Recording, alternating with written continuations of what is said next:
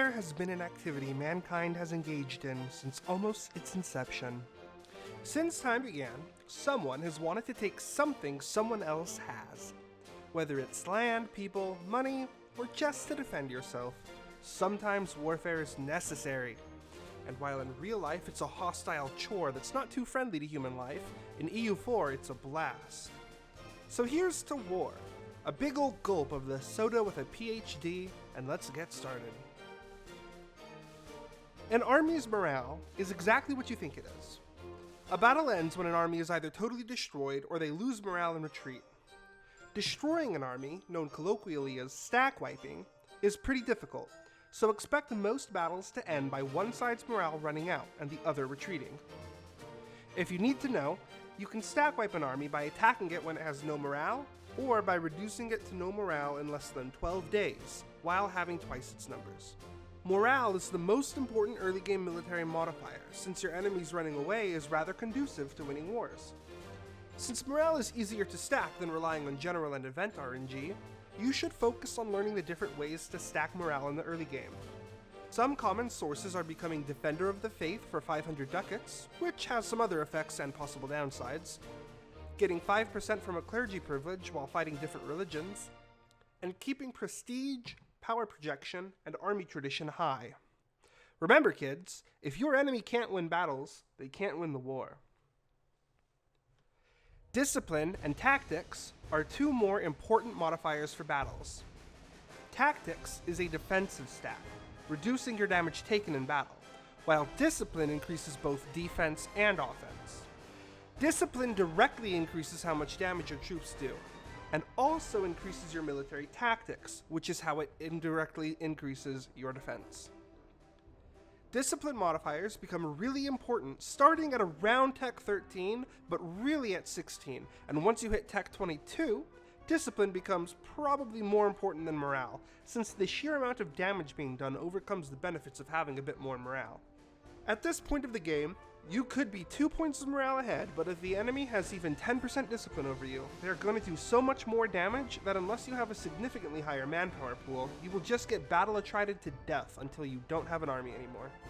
At this point, your people will demand you make peace, because not having an army is cringe, and they'd rather be part of an empire with soldiers.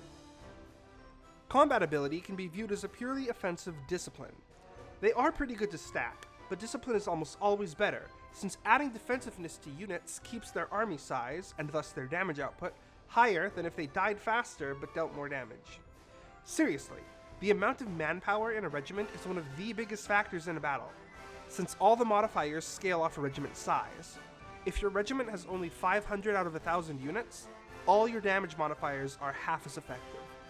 Another vital stat is unit pips.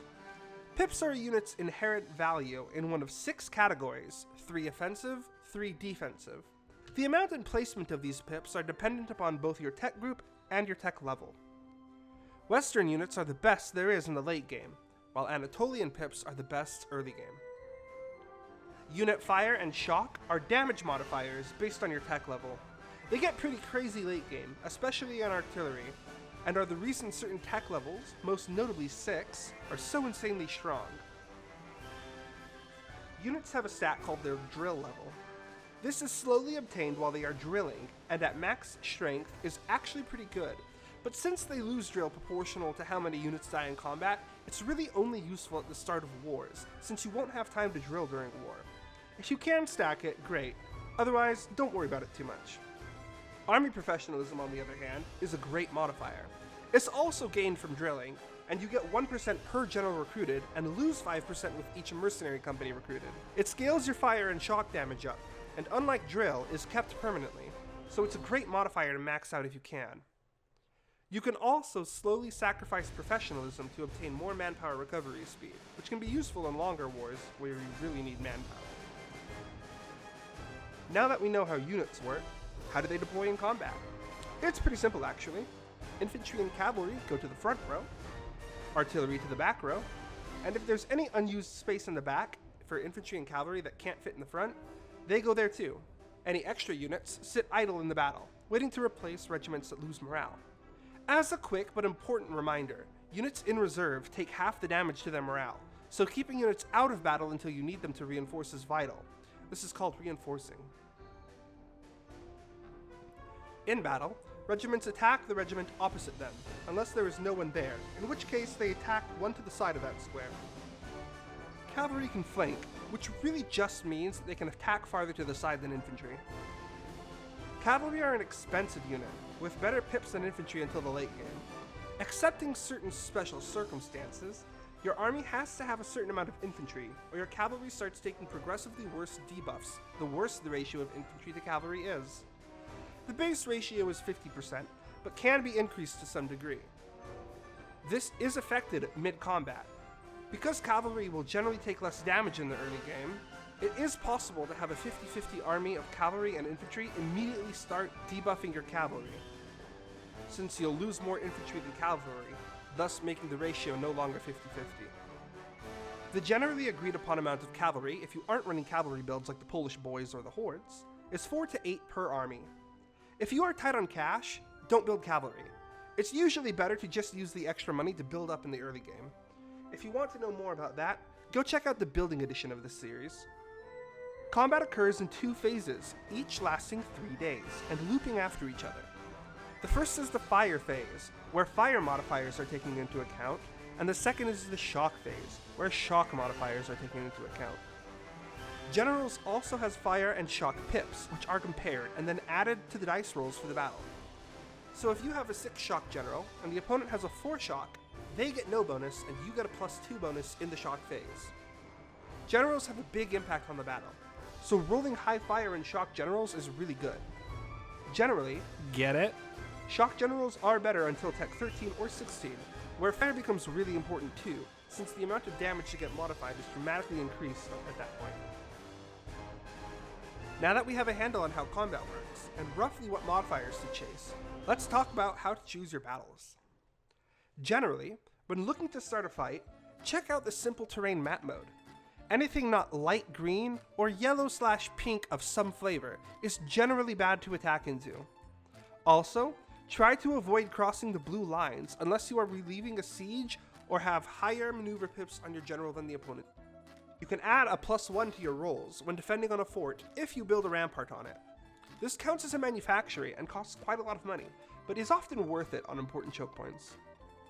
When the game calculates how to assign terrain bonuses, it simply gives the attacker whatever penalties are applied for the terrain. This includes a 0 to -2 depending on terrain, -1 if they cross the river with lower maneuver pips than the enemy, and a -2 if they attacked from a straight crossing or off of ships. It also includes the rampart bonus if applicable. Sieges are another pretty simple concept. A 14-sided die is rolled until you roll a 20. You can get a bunch of modifiers from a siege by just sitting on it for a while. General siege pips also add 1 to the roll per pip, and artillery add up to +5 depending on how many regiments of artillery you have.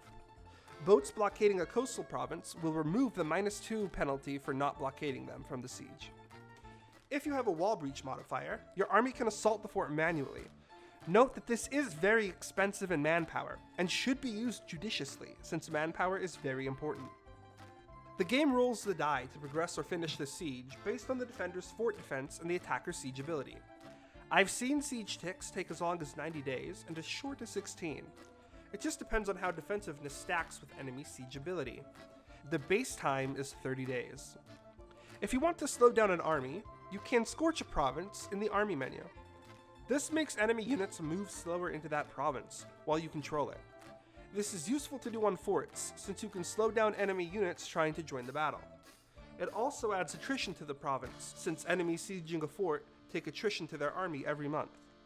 Attrition can get pretty crazy if you build for it, so be careful not to let your units attrition too much. In big stalemate wars, manpower is really what it comes down to. If nobody can effectively push, whomever runs out of manpower first tends to lose.